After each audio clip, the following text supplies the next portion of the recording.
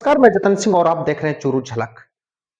पिछले कुछ दिनों में आपने देखा होगा कि सिद्धमुख बाईपास को लेकर अलग-अलग तरीके से खबरें आ रही हैं। यह भी कहा जा रहा है कि वहां के भूमाफिया प्रॉपर्टी डीलर और तहसीलदार ने मिलकर इस कृषि भूमि को आवासीय भूमि में कन्वर्जन कराया है अपने फायदे के लिए। जानकारी के लिए आपको बता दूं, राजगढ़ से जो भादरा रोड है, सिद्धमुख बाईपास की हम बात करते हैं। सिद्धमुख बाईपास है, वहां पर ये आरोप लगे हैं।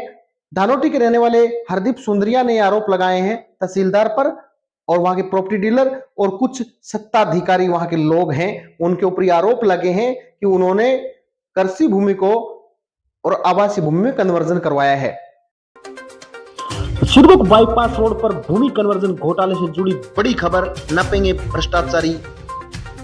एसीबी का एक्शन, चूरू कलेक्टर की तथ्यात्मक रिपोर्ट की तलब, एडवोकेट हरदीप सुंदरिया की ओर से पेश परिवाद पर हुई है कार्रवाई। ये बड़ी खबर इस समय सुन रहे हैं आप। तहसीलदार सिद्धमुख बबीता ढिल्लो, पटवारी जेपी राड व अन्य के खिलाफ एसीबी स्तर पर विधिक कार्रवाई के हेतु रिपोर्ट तलब किया गया है। कार्यालय पुलिस महानिदेशक भ्रष्टाचार निरोधक ब्यूरो जयपुर ने परिवाद दर्ज कर जांच शुरू कर दी है। प्रॉपर्टी डीलर से सांठगांठ कर बाईपास सड़क निर्माण हेतु अर्जनाधीन कृषि भूमि को कर डाला था आवासीय भूमि में कन्वर्ट। इसी को लेकर ये जांच है वो एसीबी कर रही है और एसीबी ने अब इस मामले में तलब किया है।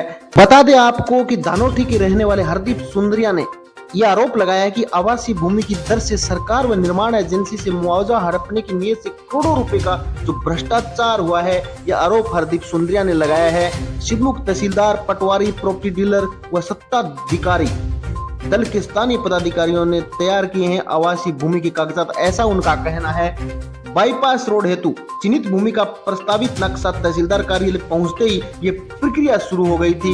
जिसे कृषि भूमि से आवासीय भूमि कन्वर्जन की साजिश है, वो ये नक्शा पहुंचते ही ये प्रक्रिया शुरू हुई थी, ऐसा हरदीप का कहना है।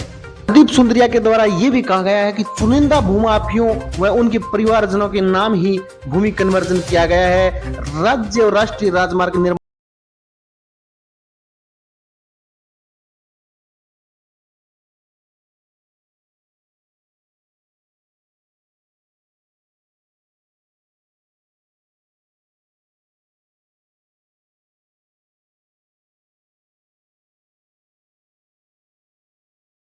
पटवारी और कुछ सत्ताधिकारी लोगों के खिलाफ लगा रहे हैं। कृषि भूमि की बजाय आवासीय भूमि में बता दें आपको कि कई गुना अधिक मुआवजा है वो मिलता है, इसलिए ये किया गया है। सरकार व सड़क निर्माण एजेंसी को मुआवजे के नाम पर करोड़ों का चूना लगाने की ये साजिश चल रही थी, ऐसा हरदीप सुंदरिया का कहना है। लेकिन अब एसीबी इस पर कार्रवाई करेगी। देखते हैं कि एसीबी अपनी कार्रवाई कितने दिनों में निपटा लेती है।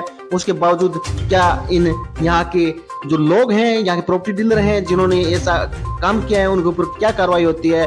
और यहाँ जो अधिकारी हैं, ये तथाकथित अधिकारी जिन्होंने नाम दर्ज है इनमें पटवारी और उनके ऊपर किस प्रकार की कार्रवाई होती है, ये तो आने वाला वक्त बताएगा। सुनिए कि हरदीप सुंदरिया ने क्या कहा है इस मामले पर। भादरा से राजगढ़ के लिए जो स्वीकृत हुआ, विश्व बैंक की सहायता से उक्त राजमार्ग बनना था। जैसे ही सिद्धमुख बाईपास से नई कृषि भूमि के अंदर से ये बाईपास स्वीकृत हुआ, तो स्थानीय सत्तारूढ़ पार्टी के नेताओं, यहाँ की तहसीलदार बबीता ढिल्लो व पटवारी जयप्रकाश राड ने मिलकर गरीब लोगों की सस्ते दाम पर कृषि भूमि खरीदकर उसको आवासीय भूमि में परिवर्तित करने का कार्य किया और सभी नियम व कानून को ताक पर रखकर अरबों रुपए का घोटाला किया। इस बाबत मैंने डीजीपी एसीबी जयपुर के समक्ष परिवाद पेश किया। डीजीपी एसीबी जयपुर ने जिला कलेक्टर चूरू से तथ्यात्मक रिपोर्ट मांगी है ताकि आगे विधिक कार्रवाई शुरू की जा सके और इस मामले में जिन लोगों ने भ्रष्टाचार करके गरीब लोगों की कृषि भूमि को आवासीय भूमि में कन्वर्जन कराकर खरीदा है, उन सभी को वापस कृषि भूमि में तब्दील करवाया जाएगा और अरबों रुपए जो हड़पना चाह रहे थे सरकार से, उस सभी पे रोक लग जाएगी।